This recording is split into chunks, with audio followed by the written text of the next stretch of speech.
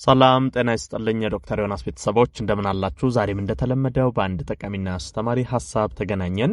በዛሬ ፕሮግራሜ ከዚህ ከጸጉር ጋር በተያያዘ በጣም በተደጋጋሚ የሚጠይቁኝ ጥያቄዎች አሉ። በተለይ ጸጉሬ ይረግፋል፣ ምን ላድርግ? ጸጉሬ በጣም እየተነቃቀለ እየሳሳ ነው፣ ጸጉሬ እየሸሸ ነው፣ እንደዚህ እያላችሁ የምትጠይቁኝ ጥያቄዎች አሉ። ከዚህ ከጸጉር መነቃቀል፣ መሳሳት፣ መርገፍ ከጸጉር እድገት ጋር ተያይዞ ማለት ነው። ስለዚህ እስቲ ዛሬ እዚህ ነገሮች ላይ ያሉ መሰረታዊ ሐሳቦችን ልንገራችሁ። በተለይ ይሄ የጸጉር መነቃቀል፣ መሳሳት፣ የጸጉር እድገት መቆም፣ መሸሽ እንዲህ አይነት ነገሮች በምን ምክንያት ይከሰታሉ?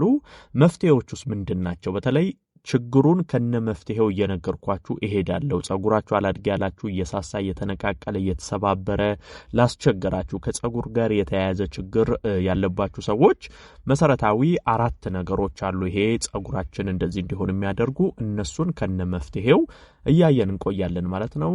አብራችሁን ቆዩ። ለቻናሌ አዲስ ከሆናችሁ ሰብስክራይብ አድርጋችሁ ቤተሰብ ሁኑ። ይሄን መረጃም ላይክ ሼር አድርጋችሁ በርካቶች ጋር ደርሶ እንዲማሩበት እንድታደርጉ በክብር እየጠየቅኩ በቀጥታ ወደ ሐሳባችን እንግባ። በመጀመሪያ ደረጃ የጸጉር እድገት መቋረጥ፣ የጸጉር ችግሮች የሚፈጠሩባቸው 4 ነገሮች አሉ። አንዳንድ ከነመፍትሄው ነው። የመጀመሪያው የንጥረ ነገር እጥረት ነው። በነገራችን ላይ ጸጉራችን ጤናማ እንዲሆን፣ ስርዓቱን የጠበቀ እድገት እንዲኖረው፣ ወዛማ እንዲሆን፣ ከለሩን የጠበቀ እንዲሆን፣ ጠንካራ እንዲሆን የሚያደርጉት አንደኛው ነገር የምንሰጣቸው የንጥረ ነገር አይነቶች ናቸው። ታዲያ ከምንመገበው ምግብ ስርዓት ውስጥ ለጸጉር እድገት አስፈላጊ የሆኑ ነገሮችን ማናካተት ከሆነ ወይንም ባለማወቅ የተነሳ እነዛን ነገሮች ማንጠቀም ከሆነ በኋላ ጸጉራችን የሚፈልገውን ንጥረ ነገር ስለማያገኝ እየተሳሳ እየተሰባበረ ይሄዳል። እነዚህ ንጥረ ነገሮች ምንድናቸው? ለጸጉር እንዴት ይጠቅማሉ? እንዴት እንውሰዳቸው የሚለውን ስንመለከት የመጀመሪያው ቫይታሚን ሲን ማንሳት ፈልጋለሁ። የቫይታሚን ሲ እጥረት እንደዚህ አይነት ችግር ያመጣል። ምክንያቱም ኮላጅን ነው። ኮላጅን ጸጉር የተሰራበት አንደኛውና ዋነኛው ነገር ኮላጅን ነው። ይሄ ኮላጅን በነገራችን ላይ ሰውነታችን ውስጥ የዚህ የኮላጅን ፕሮቲን እንዲመረት ዋናውን ሚና የሚጫወትልን ቫይታሚን ሲ ነው። አሁን ጸጉራችን ላይ ቫይታሚን ሲ ማንመገብ ከሆነ ሰውነት ላይ የኮላጅን ፕሮቲን ምርት ያጥራል። ልክ የኮላጅን እጥረት ሲፈጠር ለጸጉራችን አንዱ ገንቢ አስፈላጊ የሆነው ነገር ኮላጅን ስለሆነ ጸጉር ኮላጅንን ማግኘት ስለማይችል ምን ይፈጠራል? የጸጉር ችግሮች፣ የመሳሳት፣ መርገፍ እንደዚህ አይነት ነገሮች ይፈጠራሉ። በነገራችን ላይ ሰውነታችሁ ላይ የኮላጅን ፕሮቲን እጥረት እንዳለ ከዚህ ከጸጉር ጋር በተያያዘ ብቻ ሳይሆን ሌሎችም ችግሮችን ስለሚያመጣ በእነሱ ምልክት ማወቅ ትችላላችሁ። ለምሳሌ ኮላጅን ሲቀንስ ተደጋጋሚ የድካም ስሜት ሰውነታችሁ ላይ ይፈጠራል። የመገጣጠሚያ ህመሞች ይፈጠራሉ። ከዛም ባለፈ ደግሞ ቆዳችሁ ላይ ይሄ ቀላቀላ ያሉ እብጠቶች መፈጠር፣ ድድ አካባቢ የመቅላት ስሜት፣ ቆዳ ላይ የሚወጡ እብጠቶች፣ በሽታ የመከላከል አቅም መዳከም፣ እንደዚህ አይነት ነገሮች ኮላጅን ሰውነት ላይ ሲቀንስ የሚስተዋል ነው። በተቃራኒ ምንድነው? ቫይታሚን ሲ ሲቀንስ ማለት ነው እንደዚህ አይነት ችግሮች የሚፈጠሩ። ስለዚህ ጸጉር እድገትም እንዲያቆም የሚያደርገው አንዱ ችግር እንዲፈጠር የሚያደርገው ከቫይታሚን ሲ ጋር ተያይዞ ኮላጅን ነው ማለት ነው። ስለዚህ የዚህ መፍትሄ ምንድነው? ሰውነት ቫይታሚን ሲ እንዲያገኝ ማድረግ ነው። ቫይታሚን ሲ ከብርቱካን፣ ሎሚ ከእንደዚህ አይነት ፍሩቶች ማግኘት ትችላላችሁ። በጣም እየባሰ የሄደ ችግር ደግሞ ከሆነ በሰፕሊመንት መልክ ቫይታሚን ሲም አለ በየፋርማሲው። ሰፕሊመንቱንም ገዝታችሁ መጠቀም ትችላላችሁ ማለት ነው። ይሄ አንደኛ መታወቅ ያለበት ነው።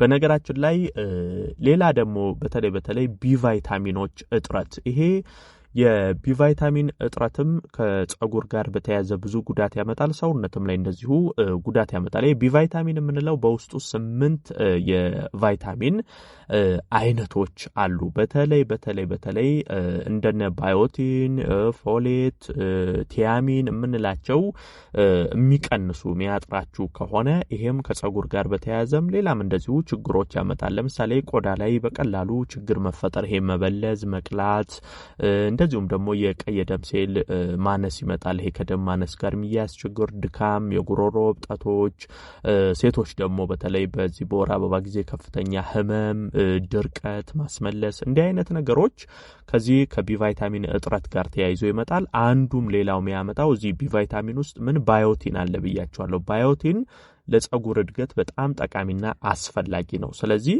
ባዮቲን በሚቀንስበት ጊዜ ፀጉር መሳሳት፣ መርገፍ፣ መነቃቀል እንዲህ አይነት ችግሮች ይፈጠራል ማለት ነው። ስለዚህ መፍትሄው ምንድነው? ቢ ቫይታሚን ማግኘት። ይሄ ከቢ ቫይታሚንን ከምግቦች ለምሳሌ ቅጠላ ቅጠሎች ላይ ማግኘት ትችላላችሁ። እንደ ሐብሐብ፣ ሙዝ፣ ወተት እንደዚህ አይነት ነገሮች ላይ ማግኘት ትችላላችሁ። ይሄን ብትመገቡ ሌሎቹንም ችግሮች ከዚህ ከፀጉር ጋር የተያያዘውንም መቅረፍ ትችላላችሁ።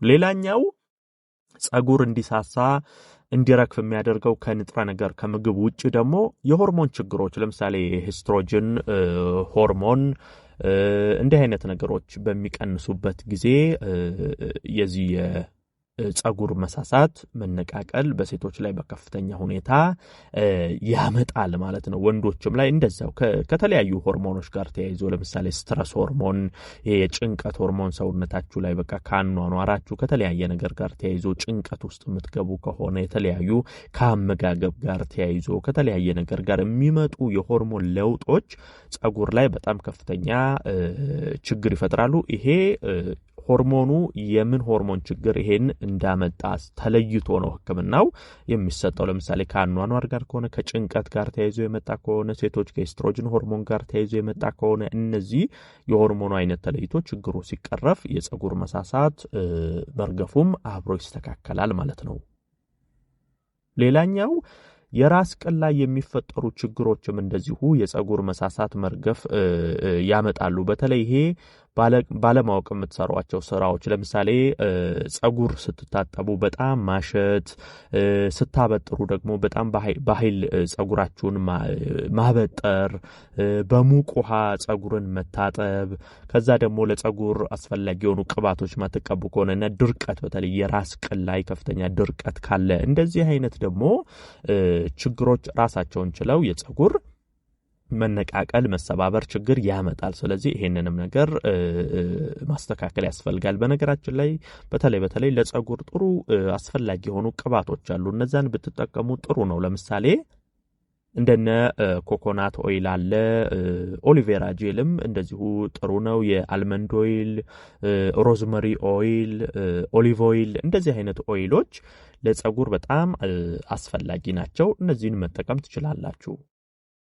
ከዛ ባለፈ ደግሞ ምግቦች ለምሳሌ ለፀጉር እድገት በጣም ጠቃሚ የሆኑ እንደነ ስኳር ድንች፣ ለውዝ፣ ብርቱካን፣ ቅጠላ ቅጠሎች፣ ወተት እንዲህ አይነት ነገሮችን ብትጠቀሙ የፀጉር እድገትን ማስተካከል ትችላላችሁ ማለት ነው።